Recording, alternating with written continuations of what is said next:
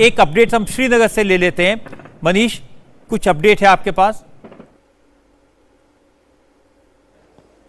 रजनी, जो जानकारी हमें मिल रही है उसके मुताबिक इस समय भारतीय सेना के टॉप सोर्सेज ने हमें कंफर्म किया है। एक बार फिर से हम आपको बता दें, मिलिट्री इंस्टॉलेशंस के तौर पर जम्मू का एयर स्ट्रिप, उसके अलावा अखनूर का एरिया, साथ में उधमपुर और पठानकोट के साथ सांबा, ये 4 इफेक्टिव एरियाज हैं जहां पर मल्टीपल ड्रोन को स्पॉट किया गया और फिर एयर डिफेंस गन से इसे पूरी तरह से डिस्ट्रॉय किया गया। वहीं दूसरी तरफ लाइन ऑफ कंट्रोल पर पाकिस्तान की तरफ से फायरिंग हो रही है, जिसमें राजौरी, पुंछ, उरी, कुपवाड़ा और जो तंगधार का एरिया है, ये पूरे एरियाज में लगातार पाकिस्तान की तरफ से सीज फायर वायलेशन तोपों के द्वारा किया जा रहा है। तो अभी जो एक तरफ जहां इंटरनेशनल बॉर्डर है, जहां पर पाकिस्तान की तरफ से जो ड्रोन भेजे गए उनको न्यूट्रलाइज किया जा रहा है और उसके साथ साथ पूरे श्रीनगर में और उसके आसपास के सभी एरियाज में ब्लैकआउट कर दिया गया है और कहा गया है कि अगर कोई भी ब्लिप दिखाई देता है तो उसकी सूचना तुरंत दे। और लेकिन एयर डिफेंस सिस्टम पूरी तरह से एक्टिव कर दिया गया है ताकि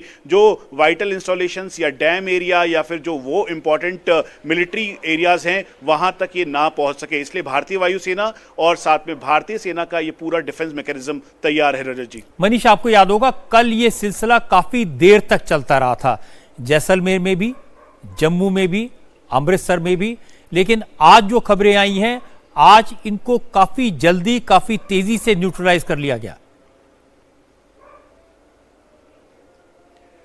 रजत जी, अब से कुछ देर पहले हमारी एक भारतीय सेना में टॉप सोर्सेज हैं, सीनियर ऑफिशियल हैं 15 कोर के, उनसे बात हुई। उन्होंने बताया कि जो दरअसल ड्रोन है ये टर्किश ड्रोन है, एसीगार्ड सोनगर इसका नाम है और क्वाड्राकॉप्टर की तरफ है, मतलब 6 इसके विंग हैं। इसमें एक्सप्लोजिव भी लग सकता है और वेपन भी लग सकता है।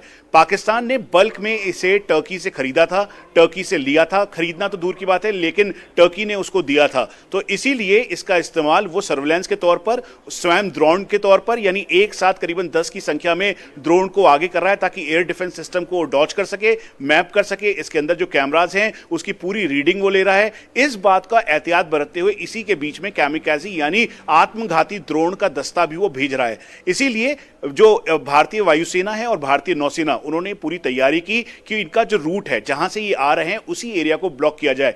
यही वजह है कि आज आपको उतना इसकी संख्या नहीं दिखाई देगी जितनी कल दिखाई दे रही थी, चाहे जम्मू कश्मीर का एरिया हो, पंजाब का एरिया या फिर राजस्थान का या गुजरात का। तो ये बहुत ही क्लियर था भारतीय सेना के द्वारा। लेकिन रजत जी, एक और बहुत ही इसमें महत्वपूर्ण बात है, क्योंकि पाकिस्तान की तरफ से ड्रोन वाली साजिश, आतंकी हमला, उसके अलावा सीज फायर वायलेशन दोनों एक साथ किया जा रहा है। तो आज ये समझ लीजिए कि जो फॉरेन सेक्रेटरी की जो ब्रीफिंग थी, उसके बाद जो मिलिट्री ब्रीफिंग थी, तब से लेकर अभी तक ये बिल्कुल तय कर लिया गया है कि पाकिस्तान को उसी की भाषा में अब जवाब देना पड़ेगा और ये जवाब बहुत ही ज़्यादा डीप होगा। उसकी वजह बिल्कुल साफ है कि अगर किसी भी वाइटल इंस्टॉलेशंस पे मिसाइल या फिर जैसे वो air to air missile launch कर रहा था, उसको हालांकि ध्वस्त कर दिया गया, लेकिन अगर कहीं से भी होता तो क्षति बहुत ज़्यादा होती। हालांकि भारतीय सेना की कुछ क्षति इसमें ज़रूर हुई है, लेकिन उसके बावजूद भी इस समय एयर डिफेंस बिल्कुल इंटैक्ट है। रजत जी, मनीष, आपने बहुत सारी डिटेल्स दी हैं, लेकिन मुझे सबसे अच्छी बात आपकी ये लगी, आपने गलती से कह दिया था कि पाकिस्तान ने टर्की से खरीदे हैं।